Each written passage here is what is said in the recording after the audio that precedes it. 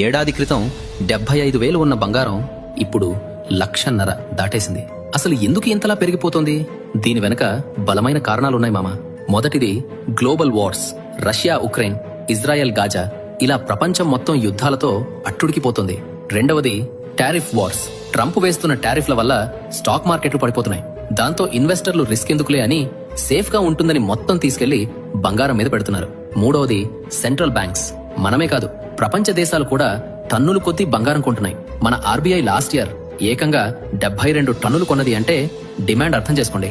దీనికి తోడు మన ఇండియన్ సెంటిమెంట్, రేటు ఎంత ఉన్నా పండగలకి శుభకార్యాలకి మనం కొనడం ఆపం. మరి రేటు తగ్గుతుందా? లాజిక్ సింపుల్ మామ.